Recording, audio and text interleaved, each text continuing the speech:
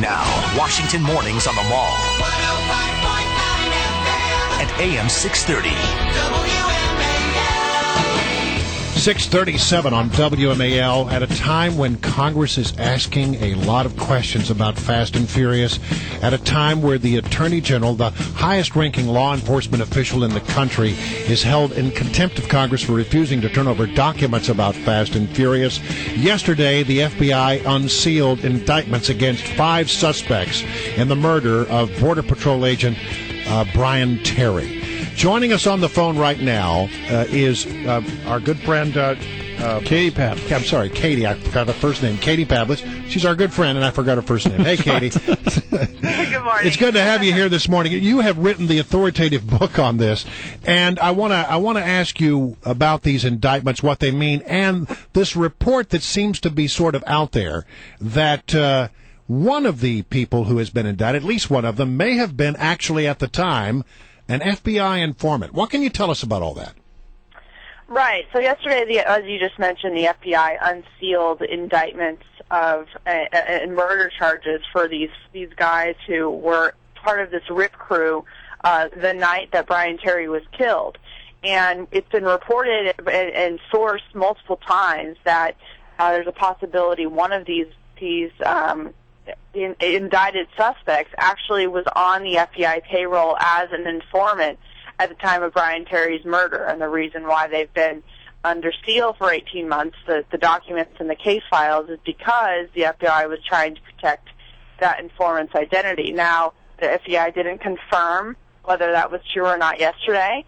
And so, that still remains a question. And they also pointed out, too, that they only have one of these 5 suspects in custody. 4 of them are at large in Mexico, and they said that they were going to ask for their extradition should they be found in Mexico. So now, they're trying to work with the Mexican government, which, I don't have much faith in the idea that they'll be able to find them. Hopefully they will. But also, the timing of this is interesting considering it has been 18 months. These files have been under seal for a very long time. The reason they were sealed was also sealed. And so now that the Attorney General has been held in criminal and civil contempt, I find the timing a little obnoxious considering, the family's been waiting for months and it took that much of a force from Congress to actually get them to unseal them. All right. The other news yesterday, we heard that Brian Terry actually was using a beanbag gun instead of a real gun. You have any insight into that? Right. Well, okay. So it's been reported once again multiple times by a couple different journalists that that night in the Arizona desert, the BORTAC agents, and it's important for listeners to understand that BORTAC Border Patrol agents are kind of like the Navy SEALs of Border Patrol. They do special forces work. They go into areas that are very dangerous. They take on some of the most dangerous people, clearly, considering Brian Terry was killed. And the night they were in the canyon on December 14th, it was reported that and the government document showed at the time, that they actually fired a beanbag round warning shot at this RIP crew who they knew were violent, who they knew were carrying weapons because they could see them with their night vision. And of course, this was DHS policy, the Homeland Security policy, and the RIP crew returned fire with live ammunition because they play hardball all the time. They don't return fire with beanbag rounds. And so Homeland Security, going all the way up to Janet Napolitano, claimed that, oh no, this isn't a policy that we use. They weren't using beanbags, despite the fact that the documents contradicted that.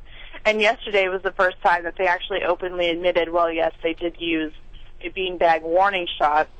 But they also tried to play it off as, well, we can't comment on why they decided to make that decision. Hold on. So I want to make sure I understand. So the government, the ATF, allows guns to go across the border, 1,400 high-powered rifles go across the border. 2,500. I'm sorry. Well, okay, so we lost track of a bunch of them. They go across the border untracked. And the Border Patrol agents are out there trying to enforce immigration laws and do interdiction with the terrorist and the narco-terrorist and the drug dealers and all that. And so we're basically sending those narco-terrorists high-powered weapons, and our Border Patrol agents are under a policy to fire beanbags first? Yes, exactly. It sounds insane, but that's exactly what happened. But from what you said, was Janet Napolitano basically saying, well, we're not sure why they used beanbags. They could have used guns. It was up to them. It was their decision? Or was that the policy that they should have been using beanbags? It's a government policy. It's a DHS policy to shoot beanbag warning rounds first. Mm-hmm. I mean, that's the reason why they have beanbag rounds at all, which I think is ridiculous that they even have beanbag warning rounds in the first place for BORTAC agents to use. But this is a government policy. This is something that these agents were taught. Mm-hmm. This is why they used it. But they tried to brush it off yesterday as not a policy, but a specific decision that RIP crew decided to make that night. Which it is. They obviously decided to make the decision. But the bottom line is, this is something that they learned in training. This is something they were taught. They were taught to try and play nice first, which clearly, didn't work out for Brian Terry. No. And the idea that they would even consider firing a warning shot against these Mexican bandits who are very violent, who are part of the cartels, whose entire job is to go into these canyons and steal drugs and people from other crews in order to make a quick buck. I mean, that's who these people are. They knew who they were. And yet the policy still was, make sure you fire a warning shot first, while the Department of Justice is sending thousands of guns into Mexico and into the hands of these very same people that you're going to be firing these warning shots. I'm glad you brought that up, because these were not people who were just walking over trying to come to America illegally. These were guys whose job it was to actually kidnap and to make bad with other Mexican bandits in the area and just to cause havoc. And they had no intention of staying in America. They were just running over the border to do crime and going back in Mexico and continuing that, right? Right, and BORTAC is a part of the Border Patrol that isn't used to stop the people who are simply coming here for looking for work or a job. They are specifically designed to take on the worst of the worst. And so the idea that they were told to, use beanbag rounds is disgusting, and it resulted in the murder of Brian Terry. Last question before we let you go. You mentioned the Mexican government. The Mexican government not told about this program. Hundreds of Mexican citizens have died because of this. Where is the Mexican outrage from the government point of view and from the Mexican people's point of view? Well, the Mexican people have a very large distrust in the United States now because of this program. The Mexican government has been, pretty silent on this because they've been told that if they want their foreign aid, that they won't make this an election issue in an election year for President Obama. And so they've kind of kept their mouth shut on this. However, the Mexican people have been reading about this. They're not stupid. And Congressman Issa has actually been doing interviews in Spanish to talk about this program.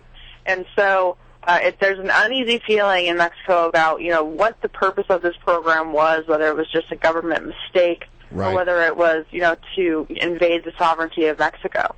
Well, Katie Pavlich is the author of the New York Times best-selling book, Fast and Furious, the most authoritative account of this whole affair. Katie, thank you so much for bringing us up to date, given these new developments. Thank you.